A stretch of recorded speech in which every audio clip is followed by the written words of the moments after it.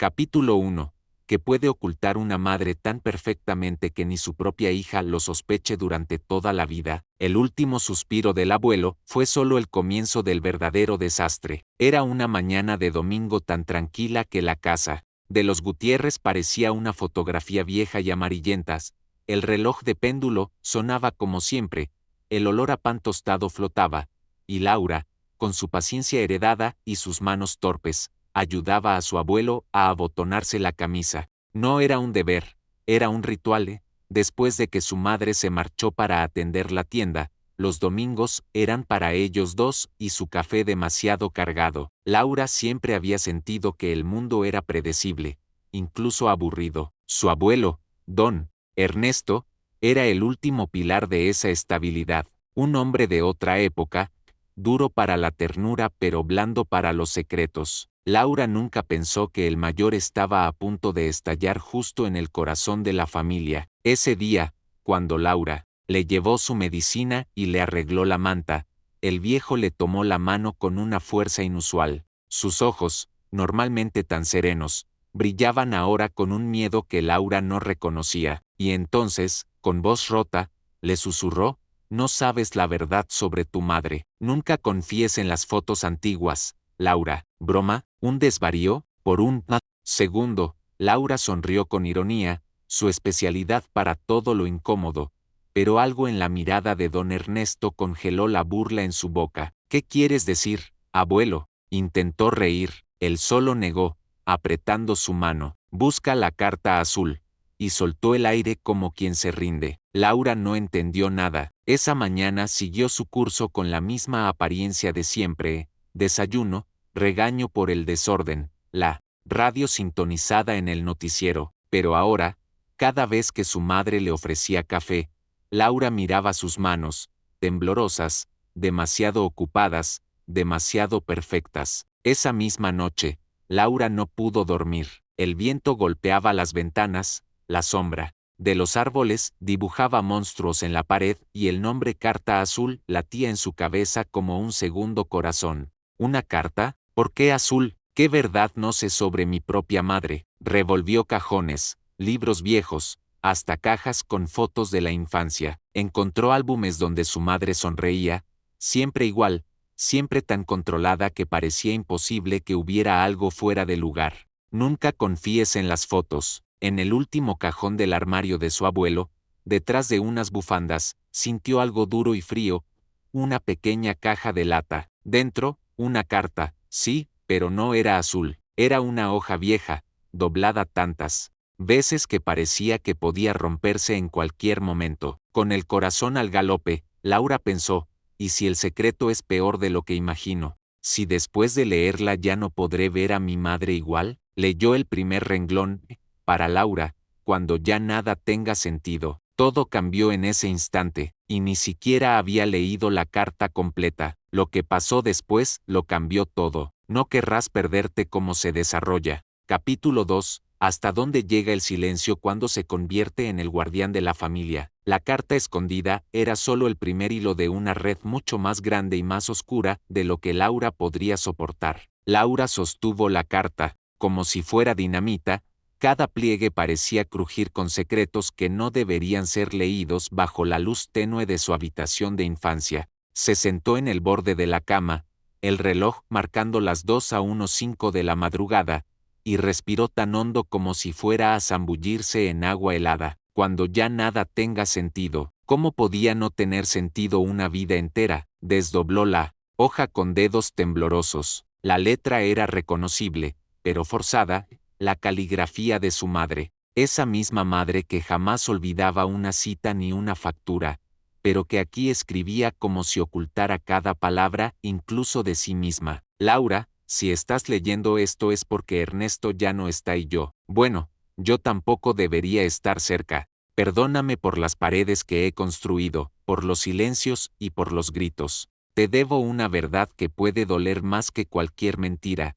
Pero una hija merece saber de dónde viene, incluso cuando la respuesta es una herida. La cabeza de Laura zumbaba. Buscó, casi por reflejo, la seguridad de su móvil, pero lo tiró. sobre la cama. ¿A quién podría escribirle esto? ¿Quién podría entenderlo? Miró por la ventana, todo el barrio dormía, ignorante y en paz. Solo ella, en esa casa con olor a alcanfor y miedo, sostenía un pasado que amenazaba con devorarla. La carta continuaba: nunca fui la hija que Ernesto y Teresa soñaron. Me adoptaron cuando tenía 5 años, después de que mi verdadera madre no pudo seguir conmigo. Me criaron como si fuera de ellos, y a tu padre le costó aceptarlo. Pero la mentira se convirtió en costumbre, y yo aprendí a callar. Quizás por eso te crié con tanta disciplina, porque el desorden me recuerda de dónde vengo, de lo fácil que es perderlo todo. El suelo se abrió bajo los pies de Laura. ¿Adoptada? ¿Su madre? Pero entonces, ¿quién era ella realmente? Un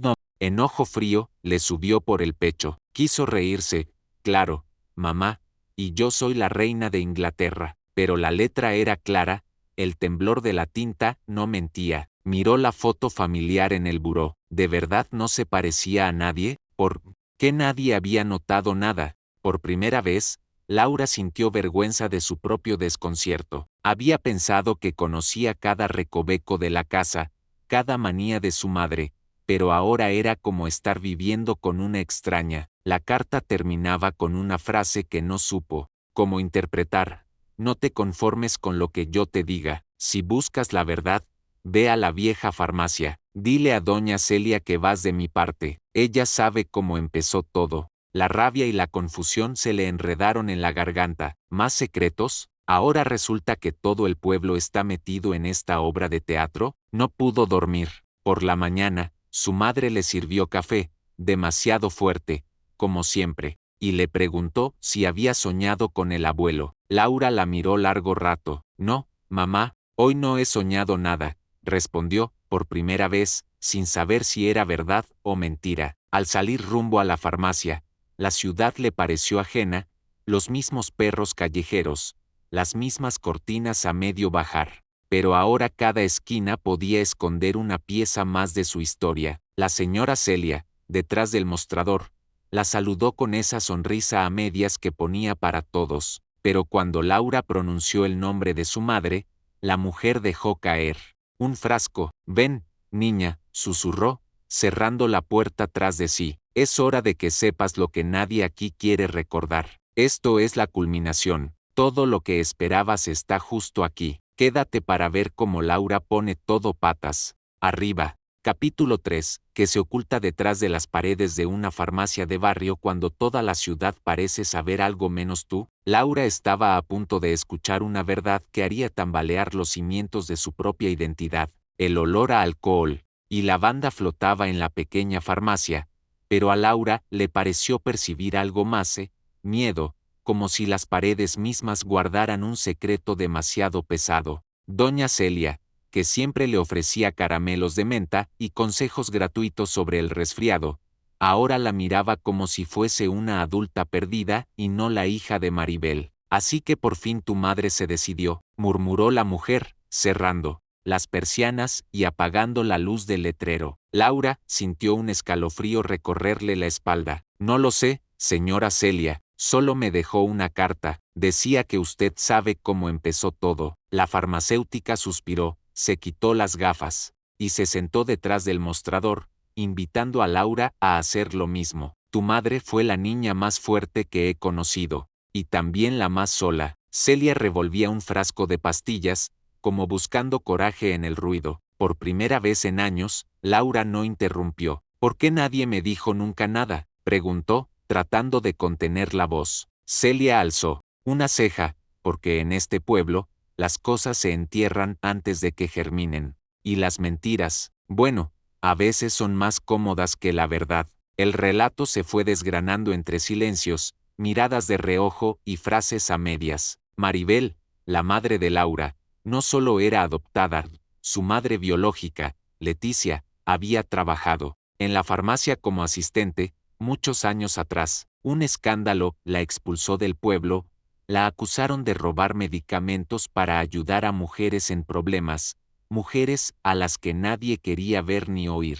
Leticia desapareció una noche, llevándose consigo solo a su hija pequeña. Fue Ernesto, tu abuelo, quien la encontró, dijo Celia. La niña estaba sola, sentada en el andén de la estación, con fiebre y una muñeca rota en brazos. Ernesto decidió callar y criarla como suya. Nadie preguntó nada. Así funcionaban las cosas entonces. Laura sintió que todo lo que había vivido, hasta ahora, era solo la versión editada de un libro que le pertenecía. ¿Y mi madre?, preguntó, la garganta seca. Aprendió a sobrevivir sin hacer preguntas, a seguir las reglas, a no mirar atrás. Celia le tomó la mano, pero nunca dejó de buscar a Leticia. Cada receta que entregaba, cada consejo, era su forma de no repetir la historia. La cabeza de Laura era un hervidero de imágenes.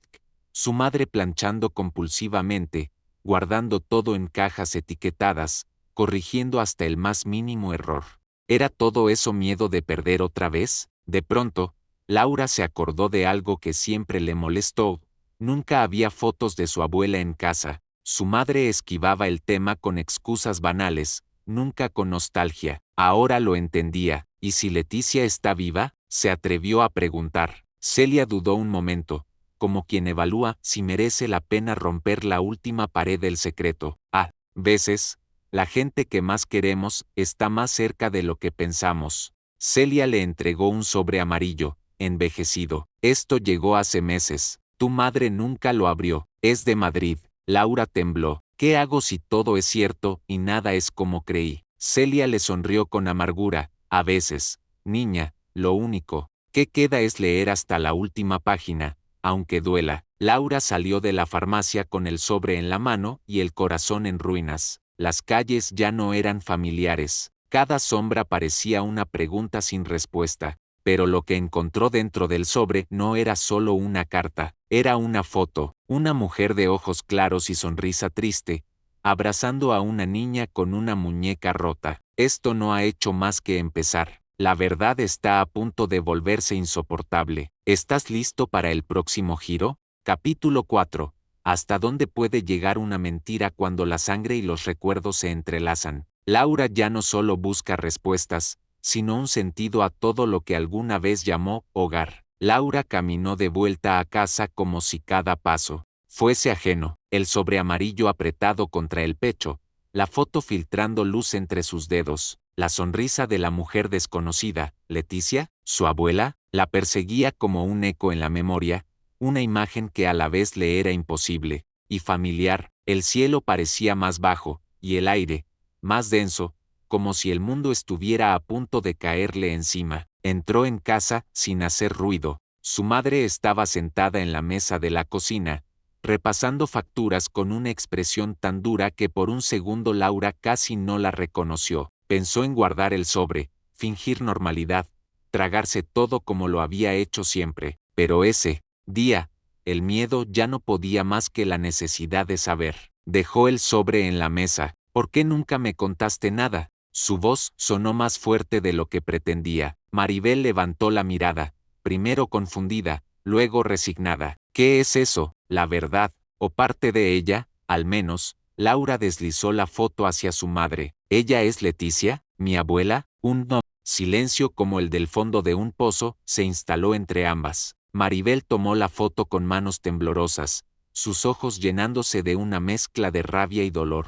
Nunca pensé que la encontrarías, murmuró. Nunca pensé que la vida me obligaría a hablar. Laura se sentó frente a ella, los codos sobre la mesa, el corazón bombeando furia y miedo. ¿Por qué tanto silencio? ¿Por qué creí que éramos una familia como cualquier otra? Su madre se encogió, la voz ahogada. Te protegí, o eso creía. Me crié sin madre y con vergüenza. Ernesto y Teresa me salvaron. Sí, pero siempre sentí que debía pagar por el pasado de Leticia. Cuando supe que había intentado contactarnos, me paralicé. ¿Cómo explicarte todo sin que me odiaras? Laura tragó saliva, la indignación asomando en cada palabra. No puedes protegerme de la verdad, mamá. Solo me apartaste de ella. Por primera vez en su vida, Laura vio llorar a su madre, lágrimas silenciosas, desesperadas, como si al fin pudiera dejar de fingir fuerza. Tenía miedo,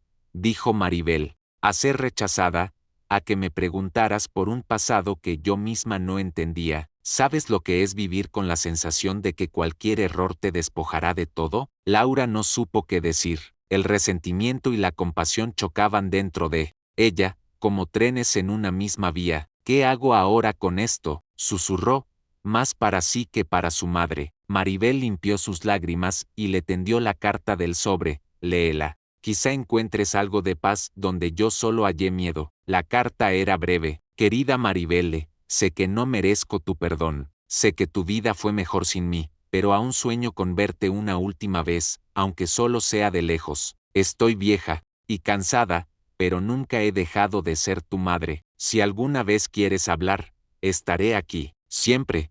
Leticia. Laura sintió una oleada de tristeza y ternura por esa mujer ausente. ¿La buscarás? Maribel la miró, vulnerable por primera vez. No sé si puedo, pero si tú quieres, no te lo impediré. Por primera vez, Laura sintió que la distancia entre ellas era un puente, no un muro. La noche cayó sobre la casa, pero dentro de ambas, una pequeña luz se encendía. Sin embargo, todavía quedaban piezas sueltas. Todavía había preguntas que nadie se atrevía a responder. Aún no has visto lo peor. Lo que Laura descubrirá a continuación desafiará incluso su propia idea de familia. ¿Te atreves a seguir? Capítulo 5.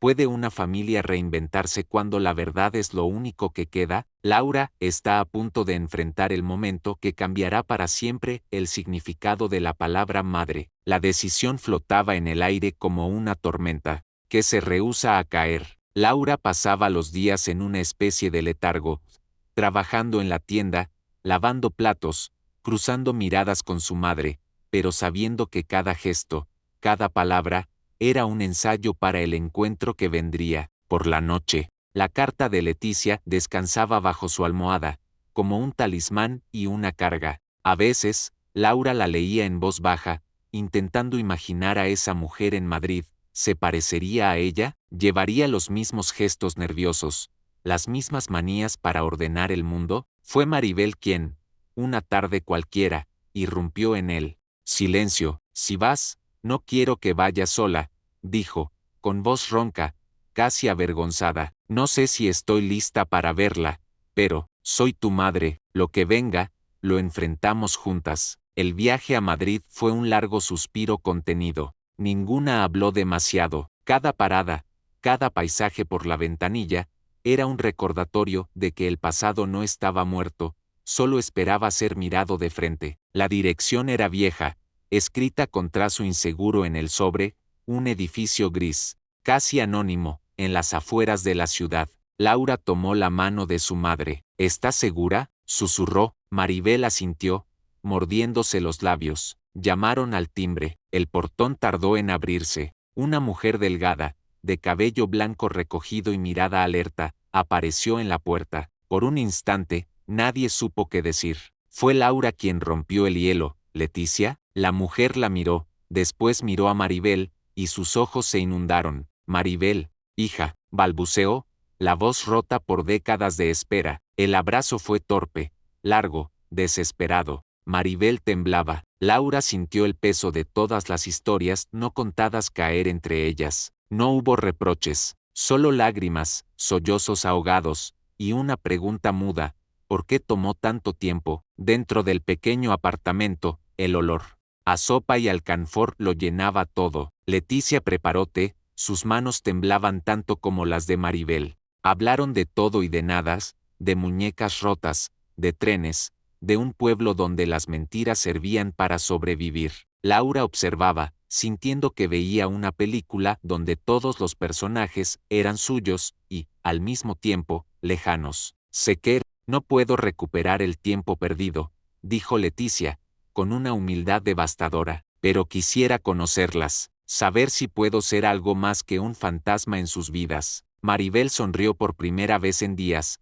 cansada pero aliviada. No quiero más secretos, no quiero más miedo. Si nos cuesta, pues nos costará juntas. Esa noche, Laura salió al balcón a respirar el aire frío de Madrid. Miró el cielo, tan diferente, tan igual, y sintió que, por fin, una historia que comenzó con un susurro se cerraba con una promesa. no hay verdad demasiado grande para la familia que decide reconstruirse. En el regreso, el silencio ya no era un enemigo. Laura entendió que el hogar no es el lugar donde todo encaja, sino donde se aprende a vivir con las piezas que faltan. Por primera vez, no tenía miedo al pasado, tenía esperanza en el futuro.